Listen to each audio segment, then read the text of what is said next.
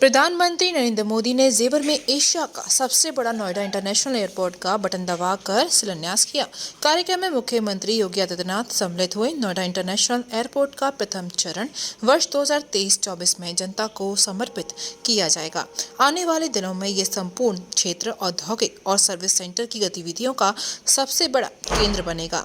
प्रधानमंत्री नरेंद्र मोदी आज ग्रेटर नोएडा के जेवर में नोएडा इंटरनेशनल एयरपोर्ट का शिलान्यास करने पहुंचे। इस कार्यक्रम में उत्तर प्रदेश के मुख्यमंत्री योगी आदित्यनाथ भी मौजूद रहे। इस मौके पर पीएम मोदी ने कहा कि नोएडा इंटरनेशनल एयरपोर्ट उत्तरी भारत का लॉजिस्टिक गेटवे बनेगा। ये इस पूरे क्षेत्र को नेशनल गतिशक्ति मास्टर प्लान का एक सशक्त प्रतिबिंब बनाएगा। अब तो दिल्ली मुंबई एक्सप्रेसवे भी तैयार होने वाला है, उससे भी अनेकों शहरों तक पहुंचना आसान हो जाएगा। इतना ही नहीं, यहाँ से डेडिकेटेड फ्रेट कॉरिडोर के लिए भी सीधी कनेक्टिविटी होगी। नोएडा आज देश में जितनी तेजी से एविएशन सेक्टर में वृद्धि कर रहा है, जिस तेजी से भारतीय कंपनियां सैकड़ों नए विमानों को खरीद रही हैं, उनके लिए भी नोएडा इंटरनेशनल एयरपोर्ट की बहुत बड़ी भूमिका होगी। प्रधानमंत्री ने कहा कि यहाँ अलीगढ़, मथुरा, मेरठ, आगरा, बिजनौर, मुरादाबाद, बरेली जैसे अनेकों औद्योगिक क्षेत्र हैं। यहाँ सर्विस सेंटर का बड़ा इकोसिस्टम भी है और एग्रीकल्चर सेक्टर में भी पश्चिमी उत्तर प्रदेश की अहम हिस्सेदारी है।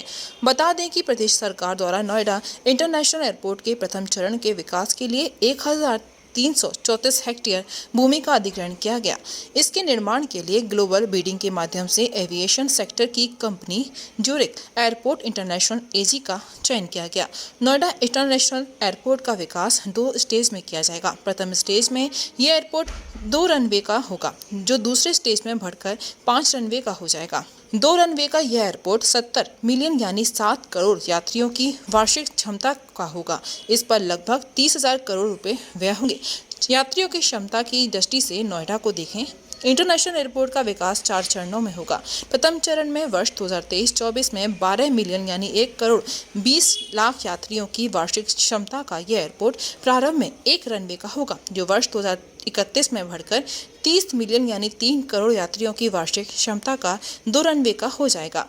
नोएडा इंटरनेशनल एयरपोर्ट के निकट यमुना एक्सप्रेसवे औद्योगिक विकास प्राधिकरण क्षेत्र में अनेक महत्वपूर्ण परियोजनाएं विकसित की जा रही हैं। इसमें film city, medical device park, electronic city, apparel park आदि सम्मिलित हैं। Uttar Pradesh defence industrial corridor का अलीगढ़ नोड भी इस क्षेत्र के निकट है। दादरी में मल्टी मोडल लॉजिस्टिक हब और बोडाकी में मल्टी मोडल ट्रांसपोर्ट हब विकसित किए जा रहे हैं। आने वाले दिनों में ये संपूर्ण क्षेत्र औद्योगिक व सर्विस सेंटर की गतिविधियों का सबसे बड़ा केंद्र बनेगा। हमारे मंत्रीगण संजीव बलियान जी, प्रोफेसर एसपी सिंह बघेल जी, क्योंकि हमारे देश के प्रधानमंत्री नरेंद्र मोदी जी ने जो सपना आपने देखा था, उस सपने को साकार लेने का जो संकल्प लिया था, आज वो संकल्प पूरा होने जा रहा है। पश्चिमी उत्तर प्रदेश के लिए अत्यंत महत्वपूर्ण है और इसलिए महत्वपूर्ण है, यहाँ के किसानों ने कभी किसी कालखंड में यहाँ की गन्ना की मिठास को आगे बढ़ाने का प्रयास किया था, लेकिन भाइयों बहनों, गन्ने की मिठास को कुछ लोगों ने कड़वाहट में बदल करके यहाँ पर दंगों की एक श्रृंखला खड़ी की थी। आज ये देश के अंदर एक नया द्वंद बना है। ये देश गन्ने की मिठास को एक नई उड़ान देगा या जिन्ना के अनुयायियों से फिर दंगा करवाने की शरारत करवाएगा।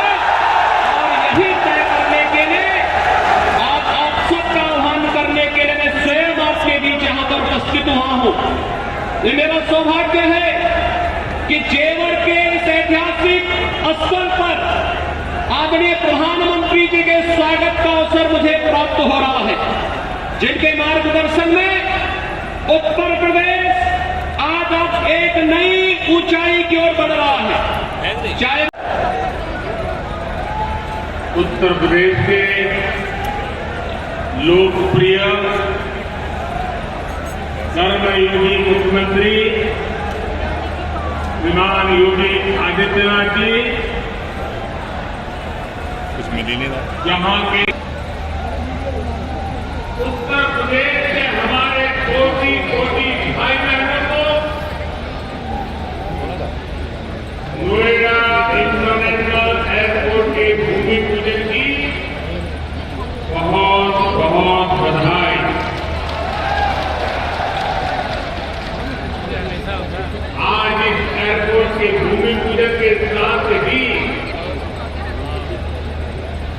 महामौनी मेले के लिए प्रसिद्ध जेवर भी अंतर्राष्ट्रीय मानचित्र पर अंकित हो गया है।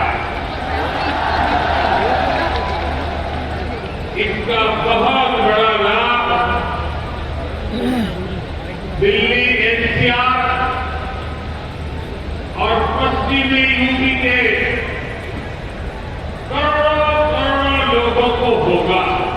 महंगी बिजली बिल की समस्या से छुटकारा पाइए, सोलर सिस्टम लगाइए। जी हां, आपके लिए बेहद आसान हुआ सोलर सिस्टम लगवाना।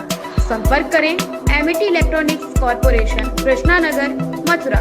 जैसा कि मैंने आपको बताया कि भाई इसका ROI 25% है, यानी 25% का रिटर्न है।